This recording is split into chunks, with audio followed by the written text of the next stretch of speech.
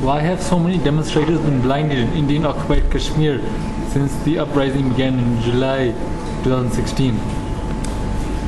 Oh my goodness, this is it's a question of severe human rights abuse.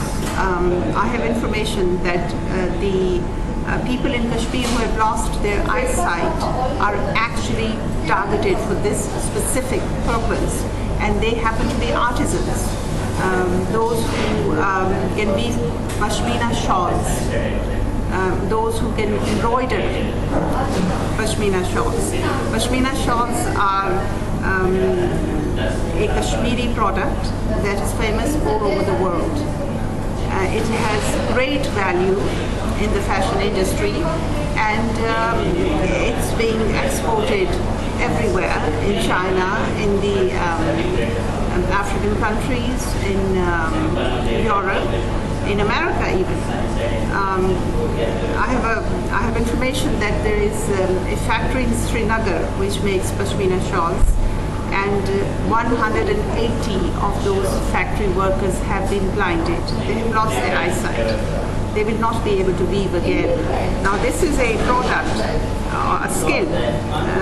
Pushmina embroidery is a skill that is handed down from parent to child, who then teaches his child, who then teaches his. For generations you have the same people with the same skill. It's the most beautiful embroidery in the world. And it reminds me of what the British did in Dhaka, when the Dhaka muslin makers were actually, their thumbs were cut off so they wouldn't make the cotton, because the British wanted their own cotton, Lancashire cotton, to penetrate the Indian market.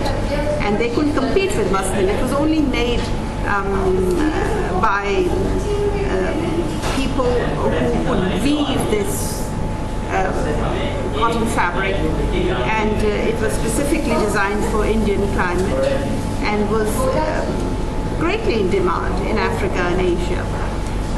But the British had a rational reason for doing that. They didn't want this product to compete with their cotton, and they wanted the Indian market.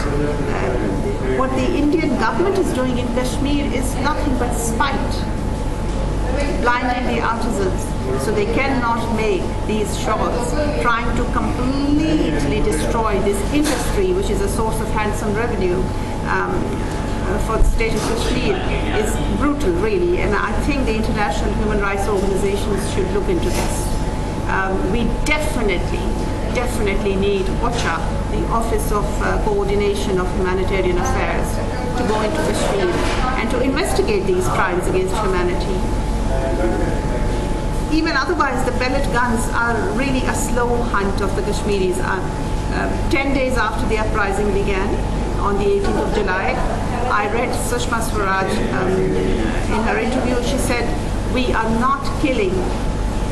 We are really showing restraint, and you can tell that by the very high number of injured. 1,700 have been injured so far. She said it with pride that the Indian government is showing restraint. But the kind of injuries that are inflicted on the Kashmiri people, the pellet injuries, all over their back, all over their body, with the hospitals closed, with there being no way for them to procure medicine to treat their wounds.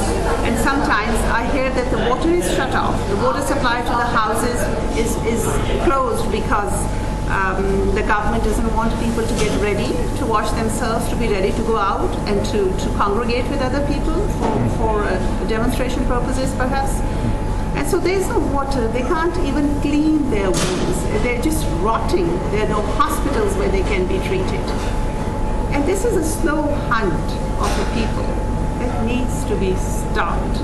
But before it can be stopped, there need to be some organizations that can go into the field and do some search and in-ground investigation into these crimes against humanity, and then stop them.